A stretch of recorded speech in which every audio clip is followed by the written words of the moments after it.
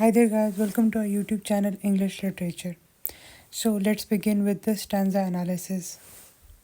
Wintering in a dark without window at the end of the house, next to the last tenant's rancid jam and the bottles of empty glitters and so's gin.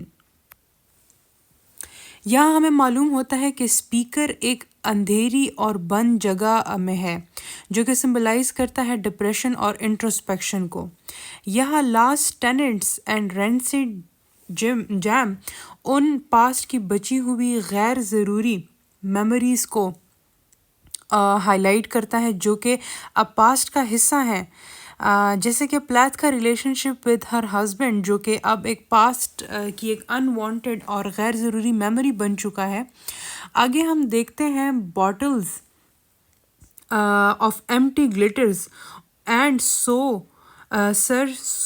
سوز جن اشارہ کرتی ہے اس status اور wealth کی طرف جو کہ کھوکھلی اور ختم ہونے والی ہے، وچ مینس کہ ایک ریلیشن شپ کو ویلتھ اور اسٹیٹس ایک ہیپی ریلیشن شپ نہیں بنا سکتا.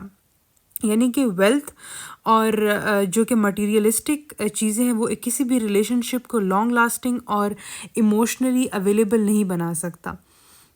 ایک ہیلدی اور لانگ لاسٹنگ ریلیشن شپ ہمیشہ ایموشنل کمپیٹیبلٹی اور پریزنس کی وجہ سے ہی چلتا ہے. ایموشنل کمپیٹیبلٹی اور presence is of utmost importance in a relation ship. This is the room I have never been in. This is the room that I could never breathe in. The black bunched is there like a bat. No light, but the torch and its faint. یہاں speaker بتاتی ہے کہ اس کو ایک روم ملا ہے جو کہ انسیٹلنگ اور بے آرام سی جگہ ہے، اور یہ روم ایکچولی اس کے برین کا وہ پارٹ ہے، اس پارٹ کو ہائی لائٹ کرتا ہے جہاں چھپے ہوئے آئیڈیاز، ہڈن فیئرز اور سپریسڈ دبے ہوئے ایموشنز ہیں. وہ کہتی ہے کہ ڈارکنیس ایک ظالم اور جابر چیز ہے جو کہ سمبلائز کرتا ہے سائیکولوجیکل ڈسٹریس کو. آگے وہ کہتی ہے کہ ٹارچ اس کے ارد گرد کو زیادہ روشن نہیں کر پاتا، جو کہ شو کرتا ہے کہ وہ اپنے ڈارک تھاٹس کی وجہ سے کچھ بھی سمجھ نہیں پا رہی. Chinese yellow on appealing objects, black اسیسینٹی، decay, possession. It is they who own me, neither cruel nor indifferent. یہاں دو اسٹرانگ ورڈس کو یوز کیا گیا ہے، ڈکے اور پوزیشن. یہ تھیمز آف بینگ کنٹرولڈ کو ہائی لائٹ کرتا ہے. اب کنٹرول کر رہا ہے، کون کنٹرول کر رہا ہے؟ پاسٹ کے برڈنس، پاسٹ کی بری میموریز. آپ لوگوں نے نوٹ کیا ہوگا کہ جب ہم سب ایسے ہی پاسٹ کے بہت سے برے ایکسپیرینسز ہوتے ہیں، ایسا نہیں ہوتا کہ کسی کی لائف میں کچھ برے یا پھر ٹرامیٹائزنگ ایکسپیرینس نہ ہو. موسٹ پروبیبلی ہوتے ہیں، کسی کے زیادہ ہارش ہوتے ہیں، کسی کے نگلیجبل ایکسپیرینسز ہوتے ہیں. تو پاسٹ کے جو برے ایکسپیرینسز ہوتے ہیں وہ ہمارے پریزنٹ کو بہت افیکٹ کرتے ہیں.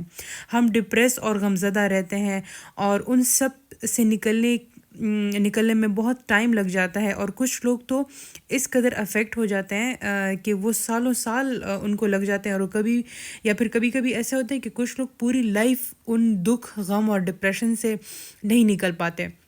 اسپیکر بھی یہاں پاور لیسنس فیل کر رہی ہے اور اس کو بھی اس کے پاسٹ کی میموریز ہانٹ کر رہی ہیں. Only ignorant, this is the time of hanging on for the bees. So slowly I hardly know them, feeling like soldiers to the syrup tin.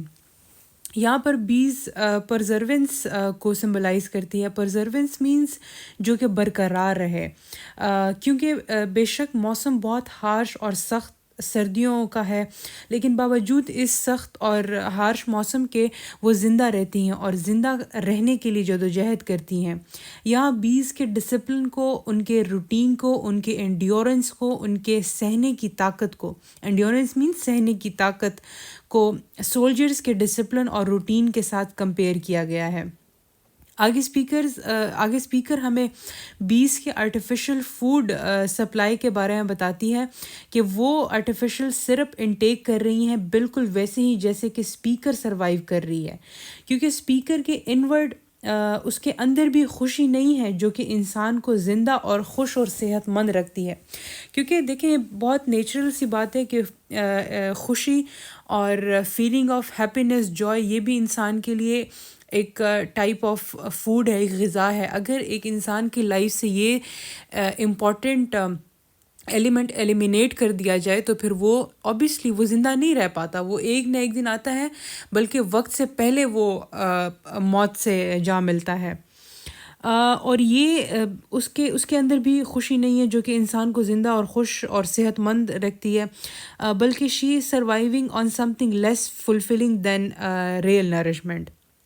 تو وہ اپنے زندہ رہنے کا جو یہ پروسیس ہے اس کو بیز کے ونٹرز میں اوبیسلی بیز جو ہوتے ہیں، اگر آپ نے نوٹ بھی کیا تو بیز ویسے ہمیں ونٹرز میں جنرلی وہ نظر نہیں آتے ہیں، دے آر کائنڈ آف ہائبرنیٹنگ، وہ چھپے ہوتے ہیں، لیکن اگر وہ ہمیں نظر آ بھی جائیں تو وہ اس زیل اور اس پاور کے ساتھ نہیں فلائی کر رہی ہوتی، وہ جو ہے نا ایک کونے میں ایک جگہ پہ چپک کے بیٹھی ہوئی ہوتی۔ Wrapping up for today, we'll meet you guys in another lecture where I will analyze the remaining stanzas. Thank you.